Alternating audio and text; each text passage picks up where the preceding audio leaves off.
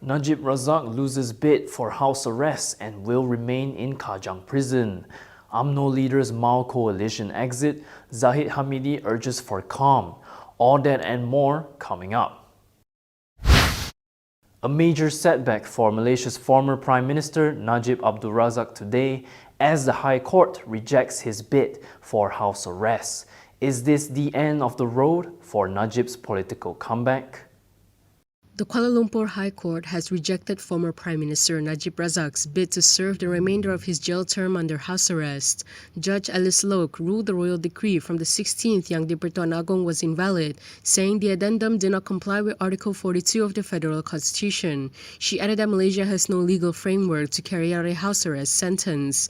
Najib's family was visibly distraught in court, with his wife Rosma Mansor seen holding his hand and expressing her dissatisfaction. Meanwhile, their daughter Noriana Najwa shared her grief on Instagram, urging her father to stay patient and take care of his health. Najib's bid began in 2024 after he filed a judicial review following the Pardons Board's February decision halving his 12-year SRC international sentence and reducing his 210 million ringgit fine. His convictions stem from abuse of power, criminal breach of trust, and money laundering involving 42 million ringgit from SRC International, a former 1MDB subsidiary. In his application, Najib argued that a supplementary royal decree dated January 29th allowed him to serve the remainder of his sentence under house arrest, alongside the main decree that reduced his sentence.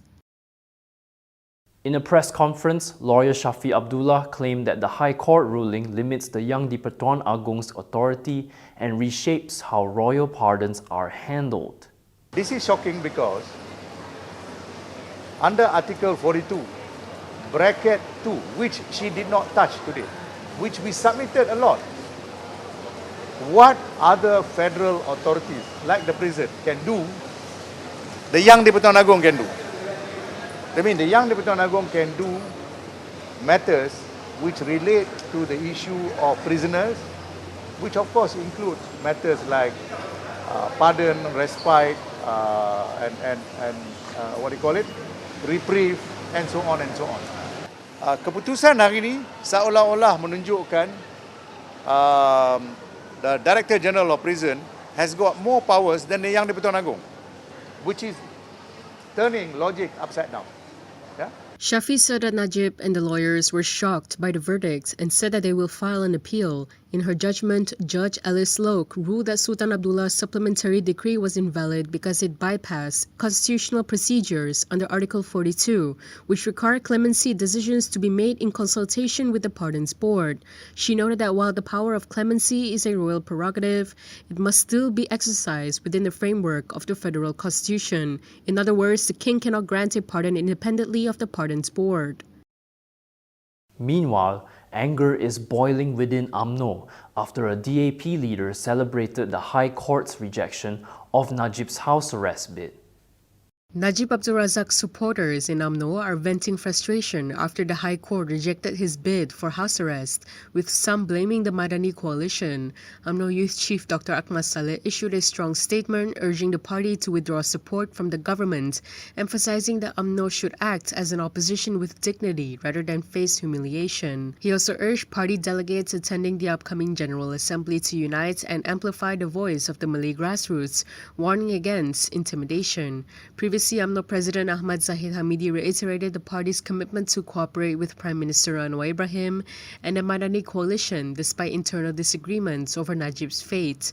Judge Alice Loke had ruled that the house arrest addendum issued by the 16th Yang di-Pertuan Agong was invalid, as it bypassed constitutional procedures and the Pardons Board. Opposition MPs welcomed the verdict, with Subang MP Wong Chen describing it as a victory for justice, while Puchong MP Yo Bi Yin highlighted it as another reason for year-end celebration. However, Akmal took aim at Yo, reminding her of DAP's recent political defeats in Sabah. Subang UMNO Division Chief Arman Azhar Abu Hanifa weighed in as well, cautioning Pakatan Harapan supporters against excessive celebration and urging respect for political alliances. From now on, you can also listen to Kini News on Spotify and Apple Podcasts. Scan the QR code on the screen to follow us. Following Akmal and Yo Bi Yin's remarks, UMNO President Ahmad Zahid Hamidi urges restraint as the party navigates internal and coalition tensions.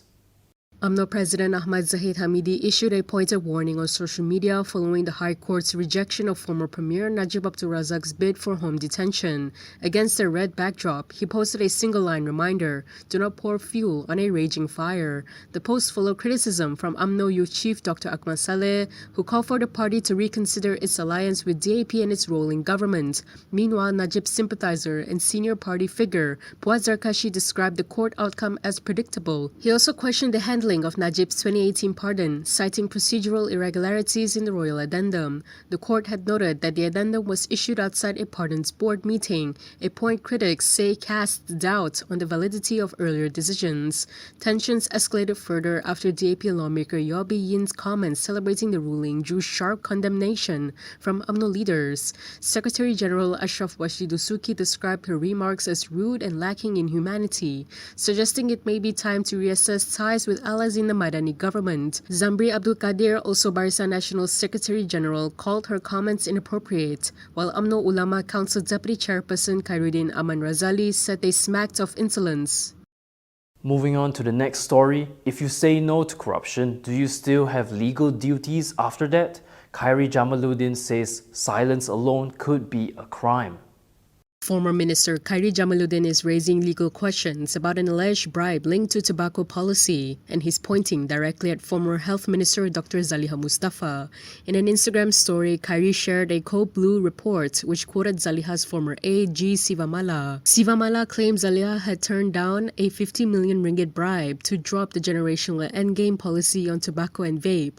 Khairi also shared a ChatGPT breakdown stating that public officers who failed to report bribery attempts could face liability under Section 25 Bracket 3 of an unnamed act.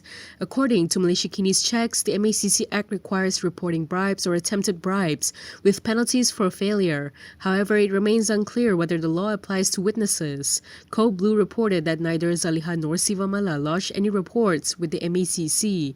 Sivamala later gave contradictory accounts about the timing and nature of the alleged bribe. The generational endgame provisions were eventually dropped from a revised bill tabled in November 2023. If you like the stories we produce, consider supporting us by subscribing to Malaysia Kini. Click the link in the description below or scan the QR code on your screen to subscribe.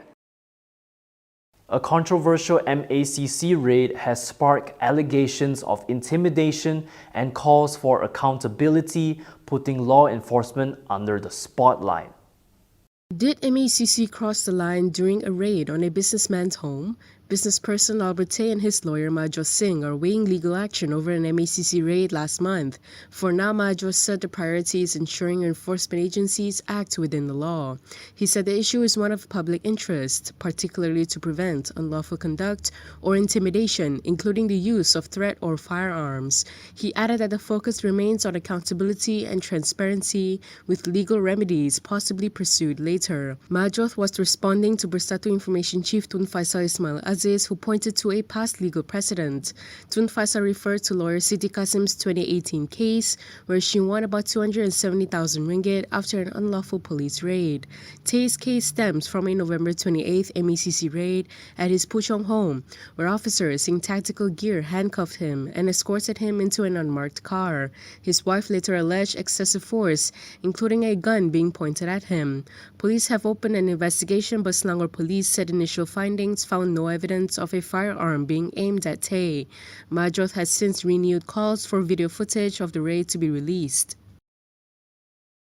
And that is all from me today. For more stories, you can go to Kinitv.com. You can also follow us on Instagram, X, YouTube, and Facebook for the latest news updates. If you'd like to support independent media, do consider subscribing to MalaysiaKini.com. I'm John Ng. Thanks for watching.